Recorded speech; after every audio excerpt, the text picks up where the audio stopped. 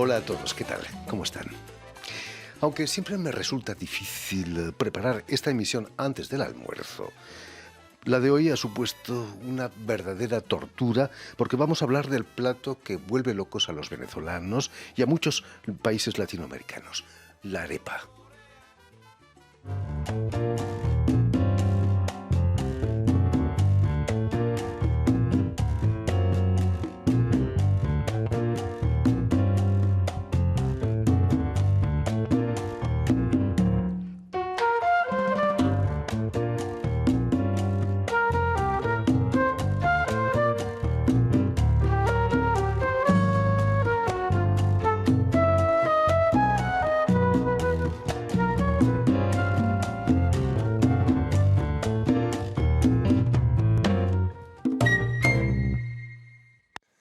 Ya se lo decía yo, imágenes como estas antes del almuerzo son difícilmente soportables.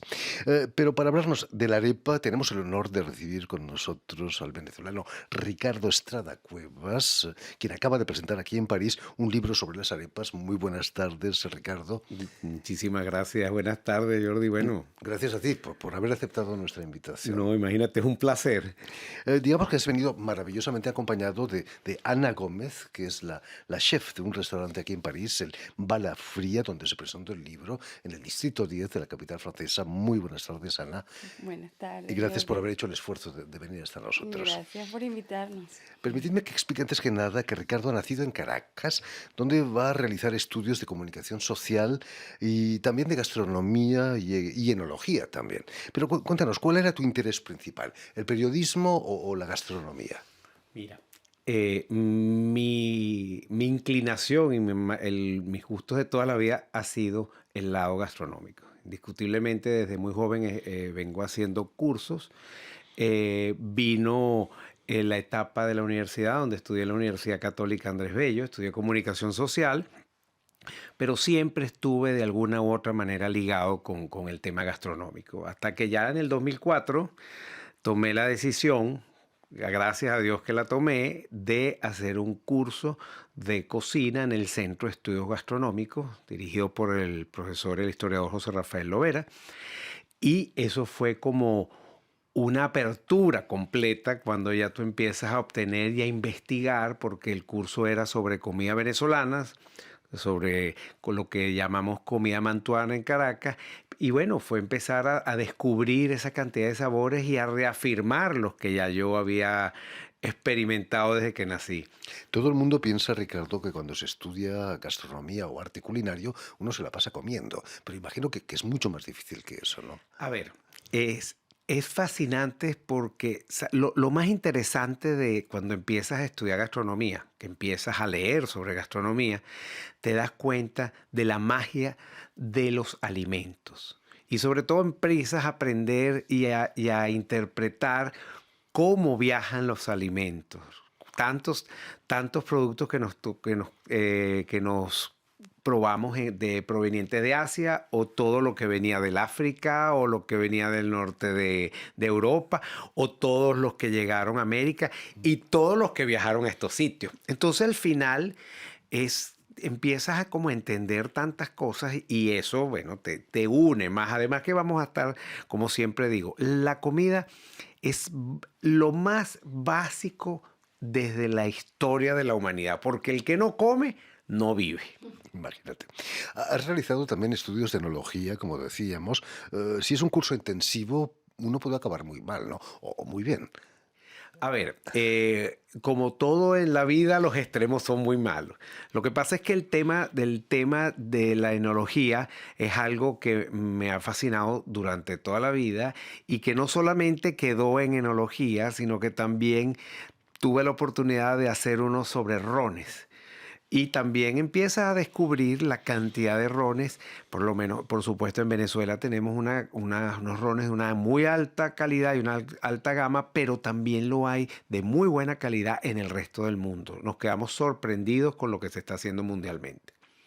Volviendo, Ricardo, al libro que acabas de presentar aquí en París, Arepólogo, ¿te consideras arepólogo?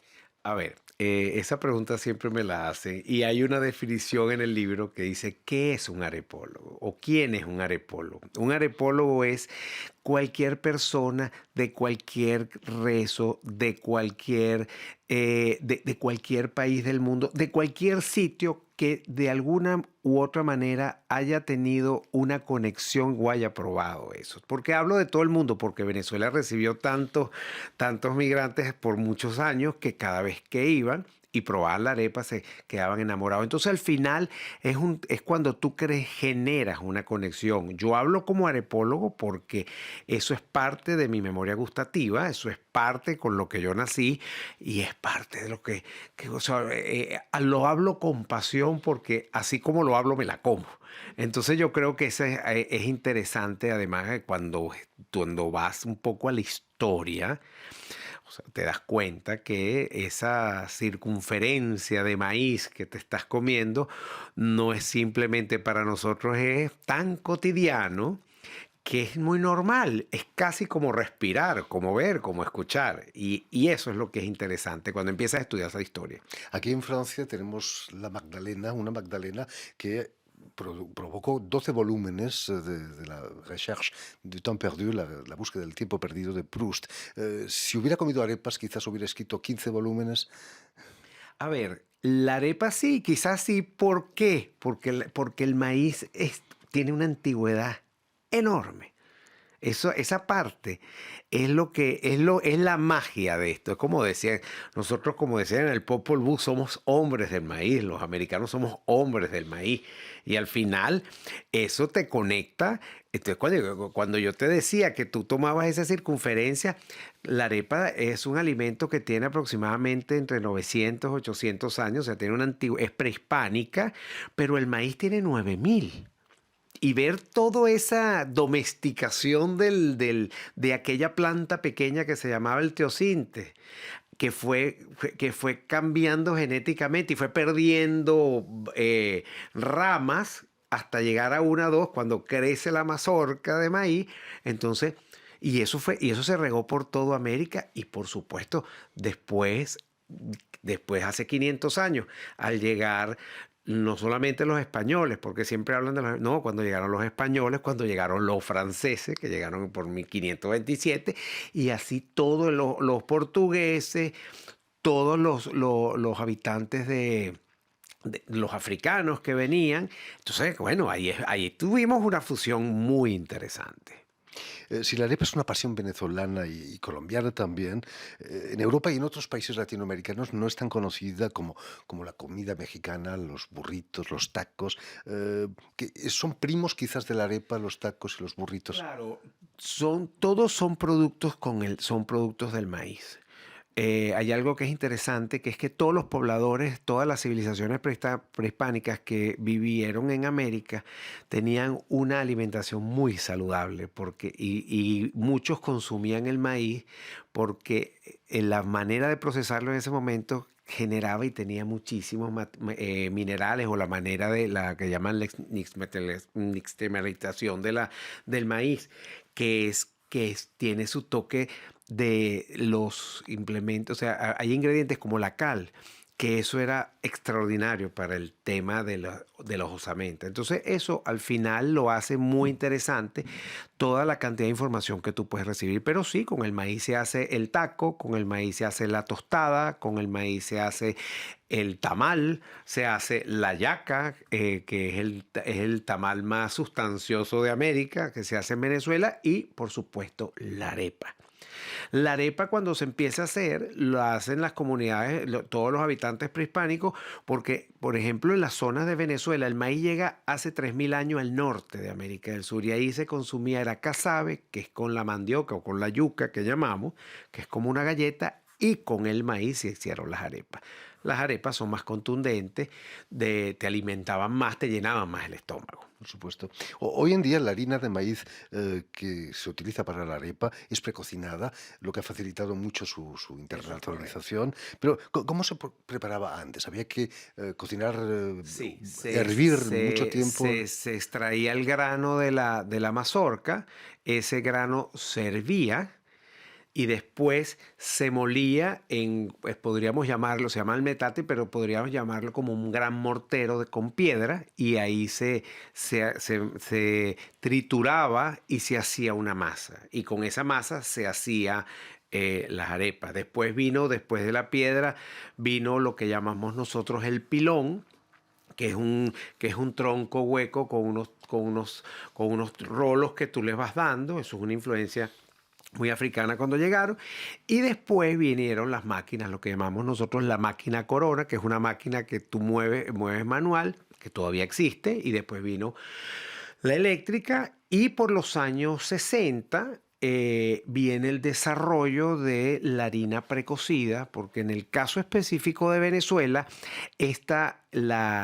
como hubo una influencia muy grande con la apertura petrolera que hubo en los años 40 en Venezuela, la arepa empezó a bajar un poco el consumo. Llegaron otros alimentos con toda esta modernización, pero surgió la harina precocida, que definitivamente es la forma más sencilla de preparar las arepas. No significa que la antigua no sea sabrosa, es deliciosa, pero esta es la que lo facilitó.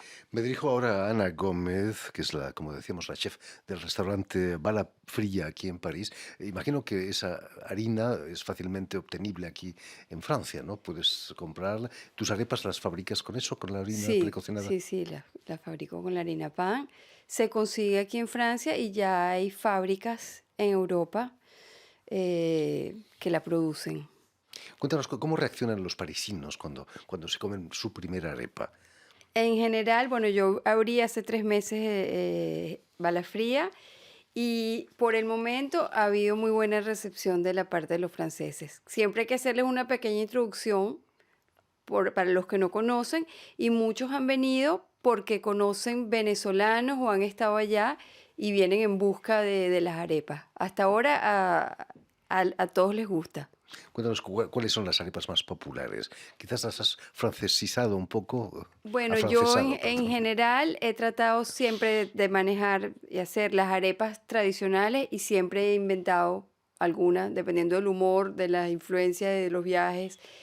La arepa que más gusta es una que se llama Reina Pepiada, que fue inventada en homenaje a una Miss Mundo venezolana.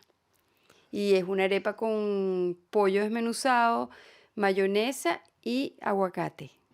Se me hace la boca agua.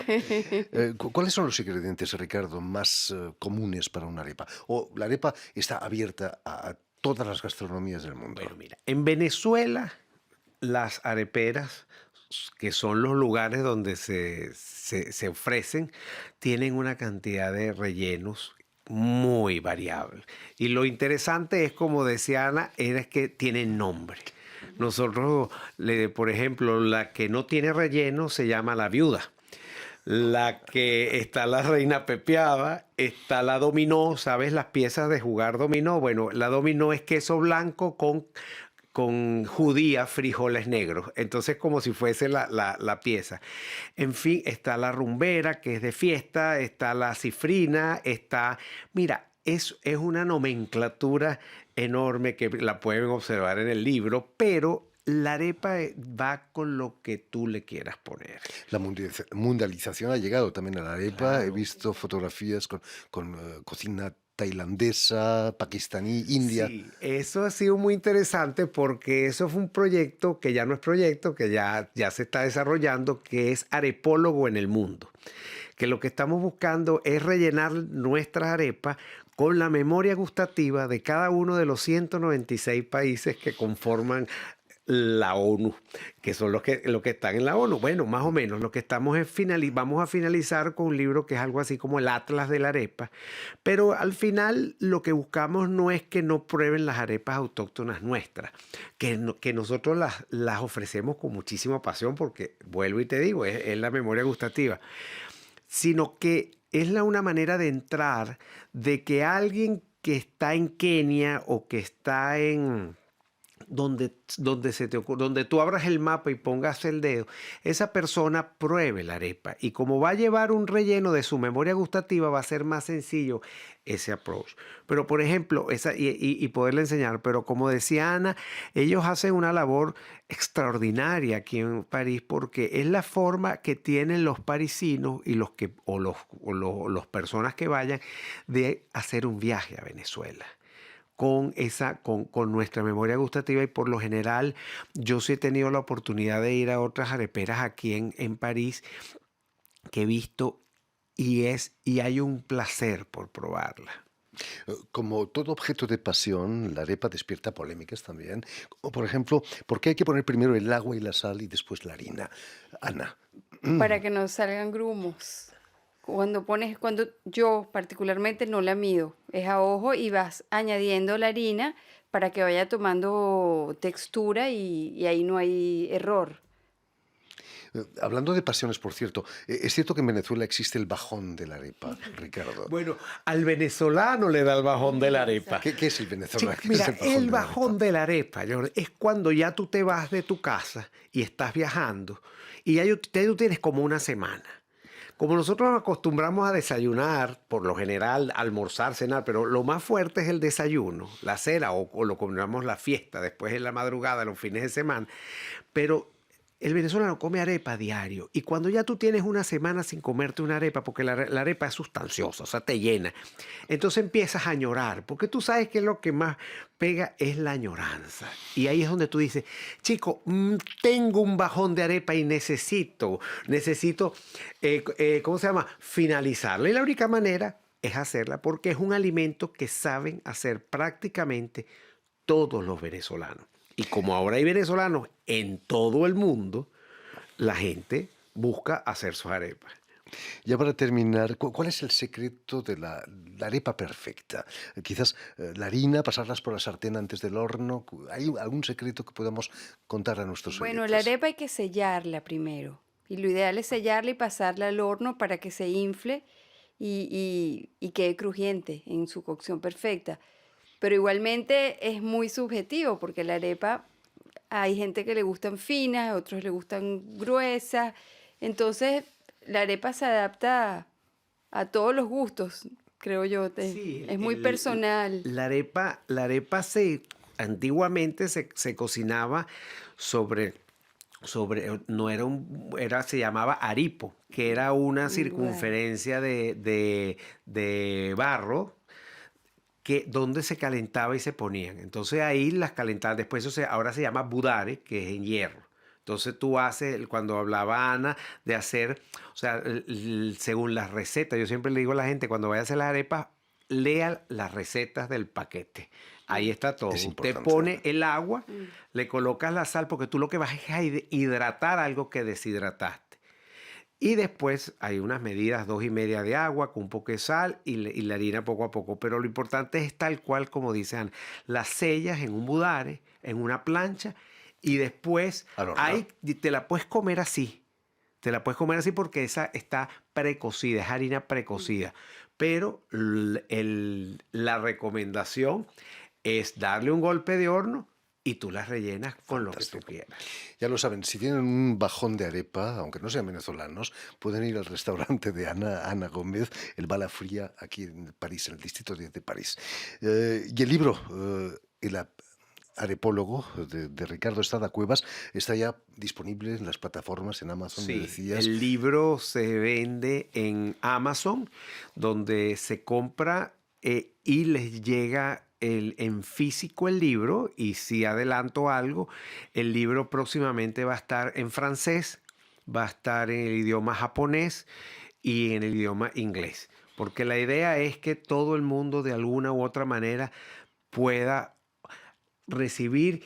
Y recuerda una cosa importante, la idea de todo este movimiento es crear arepólogos ilustrados. La gente tiene que recibir información y esta vida es. Con el libro no viene 1 kilo de harina para arepas, ¿no?